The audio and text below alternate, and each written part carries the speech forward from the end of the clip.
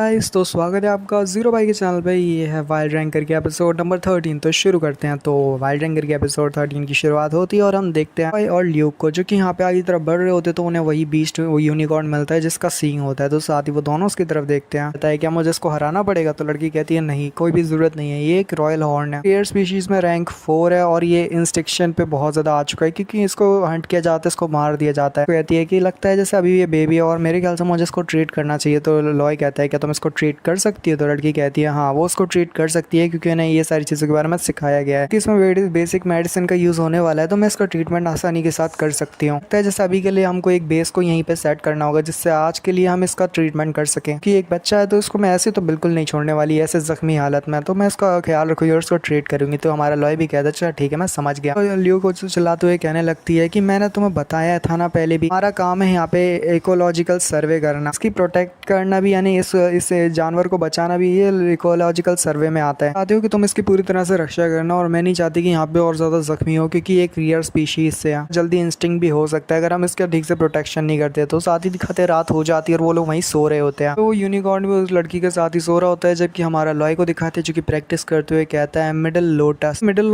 Lotus जो है ना मेरी सीरीज का भाई, वो क्रॉस इम्पैक्ट है ना उसकी जैसा है, जो लोग देखते हैं उन्हें पता होगा। Ignore it. और हम देखते हैं वो जब स्लैश लगाता है सामने के लिए तो दिखाते हैं उसका स्लैश पेड़ पे जाके लगता है, फिर स्टिल कोई फायदा नहीं होता क्योंकि उसके स्लैश में इतनी पावर नहीं होती। कहता है कि इसका कोई यूज नहीं, मेरी ताकत अभी भी बहुत ज्यादा कम है। जमीन पे लेटते हुए तारों की तरफ देखने लगता है और सोच रहा होता है कि देखा जाए तो उसकी स्किल और आर्ट्स बहुत ज्यादा खतरनाक थी। अगर मैं थोड़ा सा भी हिचकिचाता और गड़बड़ होती सकता है वो बंदा मेरे को क्रिपल्ड ही कर देता और ना तो मैं चल पाता ना तो कुछ हो पाता। कंप्लीटली हेल्पलेस हूँ जहाँ पे मैं बिल्कुल भी आर्ट्स का यूज नहीं कर सकता। मुझे आइलैंड ऑफ गॉड पे जाना है पर उसके लिए ये शक्ति भी काफी नहीं है, मुझे और शक्ति चाहिए। पर करके वो सोच रहा होता है कैसे वो मतलब वो स्ट्रॉन्गर बन सकता है। स्ट्रॉन्गर बनने के लिए वो क्या करे, वो यही सोच रहा होता है, जबकि उसे यहाँ पे ल्यूक की बात याद आती है जो कि कह रही होती है लाउड। जानते हो कि लाउड ने क्या किया था? लाउड ने एक आर्ट को पोजेस किया था, एक ऐसी आर्ट जो कि उसे स्ट्रॉन्ग बनाती है। चाहती हो कि तुम भी यहाँ पे आर्ट्स को सीखो? लाउड कहने लगा है क्या एक आर्ट को कुछ कल्टीवेट करने लगता है बैठ के, और साथ ही दिखाते कुछ टाइम बाद गुजर जाता है तो वो पेड़ के नीचे बैठा होता है, सो रहा होता है कि तभी उसे आवाज आती है। तो हमारा लॉय कहता है कि ल्यूक आखिर क्या बात है, क्या हुआ? कहती है कि देखो जरा, लगता है जैसे गुस्से में है, ये पहले से तो बेहतर हो चुका है पर गुस्से में है। और दिखाते वो बंदा भी घुर्रा रहा होता है और गुस्सा कर रहा होता है। कहता है हाँ देखने से तो ये बेहतर लगता है, पहले से तो बेहतर ही हो गया है। तो साथ ही ल्यूक से कहने लगती है हाँ माना कि वो बेहतर हो चुका है, उसका हॉर्न भी ठीक है, ट्रीटमेंट काफी ज्यादा अच्छी गई और ये कोई हाई और एक रेयर स्पीशीज है तो इसकी जो ट्रीटमेंट थी अच्छे से हो गई और साथ ही जल्दी रिकवर हो गया। बट स्टिल बेबी है जिसकी वजह से कभी भी लोगों पे ज्यादा यकीन नहीं होता, भले यहाँ पे ऐसा बर्ताव करे कि ये बहुत ज्यादा मासूम है पर फिर भी स्टिल ये एक जानवर है जो कि यहाँ पे बेबी है। कुछ ना कुछ ऐसा हुआ है जिसकी वजह से ह्यूमन को बहुत ज्यादा हेट करता है, ह्यूमन पे गुस्सा करता है। तो साथ ही हमारा लॉय कहता है क्या एक ह्यूमन पे ये गुस्सा करता है? ये लॉय जरा पास आके इसके हॉर्न की तरफ देखो। तो जब हॉर्न को देखते तो वहाँ पे किसी ने उसके हॉर्न को काटने की कोशिश की होती है। लड़की उसे बताती है कि यहाँ पे ऐसा सीन है कि यहाँ पे लोग जिसके हॉर्न को काटने की कोशिश करते हैं, एक्चुअली में यहाँ पे कुछ ऐसे हंटर्स है जो कि ऐसे लोग क्रिएचर्स को पकड़ते हैं, उनके हॉर्न को काट के उनको बेचते हैं, बजाय कि इनको रेयर स्पीशीज आना गया और ये बहुत जल्दी इंस्टिंक्ट होने वाली है क्योंकि लोगों की वजह से, क्योंकि लोगों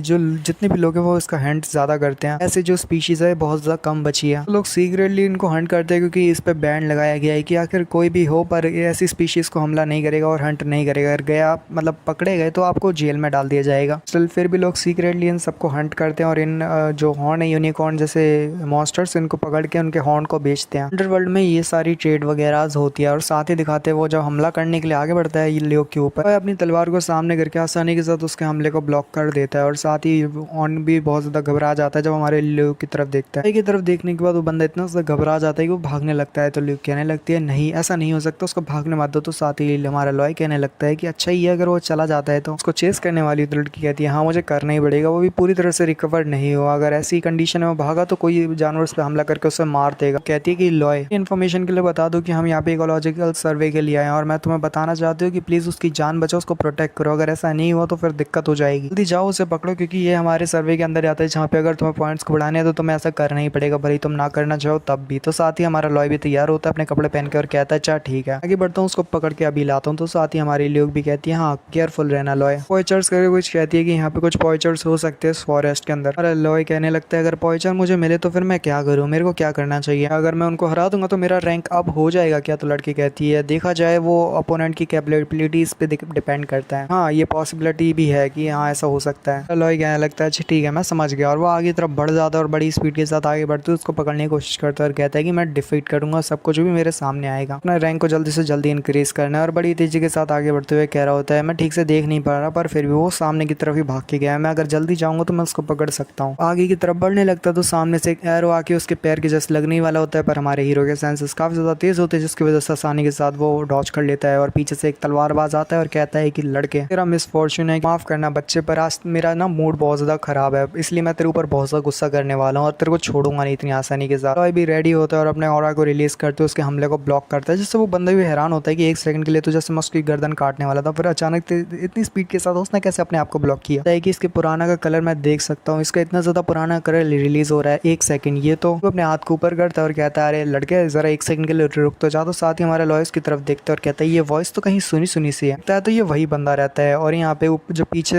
एरो मारा था वो भी वही बंदा रहता है। कहता है कि हे तुम दोनों कौन हो? उन्हें कहते हैं मैं एडी हूँ और मैं आउल बेवकूफ, जल्दी कैसे भूल गया। हाँ भाई लोग ये वही दोनों हैं जो कि हमारे लॉय से पहले भी हार चुके हैं, भले ये दोनों एक साथ टीम वर्क भले ही करें पर फिर भी हमारे लॉय को नहीं हरा सकते, ये पहले ही हार मान लेते हैं ये दोनों। तो रैंकिंग रजिस्ट्रेशन एग्जाम का सीन दिखाया जाता है जहाँ पे आप लोग अपना एडवेंचर रैंकिंग में यहाँ पे ऐड कर सकते हो अपने आप को, यानी कि एडवेंचर रैंकिंग के अंदर आ सकते हो। इस बिल्डिंग के अंदर वही सीन होता है, यानी कि कुछ लोग होते हैं जो कि यहाँ पे एडवेंचर रैंकिंग के लिए रजिस्ट्रेशन करने के लिए आए होते हैं। ये जो दिन होता है ये पास्ट का दिखाया जा रहा होता है, पास्ट में कि कैसे वो दोनों यहाँ पे एडवेंचर रैंकिंग के लिए रजिस्ट्रेशन ली होती है। आउल को दिखाया जाता है जो कि वहीं आता है और कहता है कि मैं यहाँ पे एंट्री लेना चाहता हूँ एडवेंचर रैंकिंग के अंदर और मुझे ये पसंद है तो मुझे उसके अंदर रैंकिंग करनी है, रजिस्ट्रेशन करना कर सकते हो एडवेंचर रैंकिंग के लिए। तो साथ ही बंदा पीछे से एडी भी भागते हुए आता है और कहता है हेलो हेलो मुझे भी एडवेंचर रैंकिंग में वो करना है। उन्हें बहुत ज्यादा हैरान हो जाते हैं जब एक दूसरे की तरफ देखते हैं, तो फिर वो दोनों बाहर आके अपना बातें करने लगते हैं, जहाँ पे एडी उसकी तरफ देखता है और हमारा आउल उसकी तरफ देखता है पर कुछ नहीं कहता। उन्हें कहते हैं हे तुम दोनों से मतलब एक दूसरे से कहते हैं कि तुम यहाँ क्यों आए हो और तुम्हारा क्या काम है। कह रहा होता है कि तुम पहले बोलो तो दूसरा कह रहा होता है कि तुम पहले बोलो, तो फिर उसके बाद वो एडी थोड़ा शांत होता है और फिर कहने लगता है जानता हूँ कि तुम यहाँ क्यों आए हो, तुम भी उस स्वॉर्डमैन से हारने के बाद यहाँ आए हो और तुम्हें भी उस बंदे से आगे निकलना है, पता है तुम भी ऐसी सोच रहे हो जैसा मैं सोच रहा हूँ। तियाउल भी कहने लगता है हाँ वो बंदा बहुत ज्यादा स्ट्रांग था, हम दोनों को एक साथ उस बंदे ने हरा दिया जिसकी वजह से मुझे बहुत ज्यादा गुस्सा आ रही है, मुझे भी यहाँ पे एडवेंचर रैंकिंग में आके पीछे की तरफ छोड़ना, मुझे भी दिखाना है कि मैं उसके बहुत ज्यादा कम नहीं हूँ, मैं भी उससे बहुत ज्यादा स्ट्रांगर हूँ। मैंने उसके बारे में इन्फॉर्मेशन निकाली तो मुझे पता चला कि वो किसी भी रैंक से बिलोंग नहीं करता बल्कि उसको सिर्फ एडवेंचरर रैंकिंग चाहिए। एडी भी कहता है कि वो एक प्रोडिजी था, उसकी आर्किंग रैंकिंग में आर्करी रैंकिंग होती है ना उसमें बहुत ज्यादा प्रोडिजी और खतरनाक था। कहता है कि पर कैसे वो उस बास्टर्ड ने मेरे को आसानी के साथ हरा दिया जबकि मैं इतना ज्यादा स्ट्रांग था, जबकि मैं तो उसके ऑरा से ही बेहोश हो गया। बहुत ज्यादा बड़ी बात होती है कि आप आर्करी के रैंकिंग में बहुत ज्यादा हायर लेवल पे हो पर स्टिल आप एक ऐसे लड़के से हार गए जिसका किसी और रैंक में रैंकिंग ही नहीं है, किसी और रैंकिंग में आता ही नहीं है, जिसका कोई ज्यादा रैंक भी नहीं है, ना उसकी कोई बैकग्राउंड है, ना कोई ज्यादा वो फेमस इंसान है, पर स्टिल आप उससे हार गई तो बहुत शर्मनाक बात होती है। वो आउल बंदे को भी यही लग रहा होता है कि उसके साथ ही बहुत गलत हुआ है कि यहाँ पे वो ऐसे लड़के से हार गया जिसका कोई रैंक ही नहीं है। ये वाले एपिसोड का एंड हो जाता है। You will enjoy. अगर आपको अच्छा लगा हो तो जल्दी से 0 भाई के चैनल को सब्सक्राइब कर दो। मैं मिलता हूँ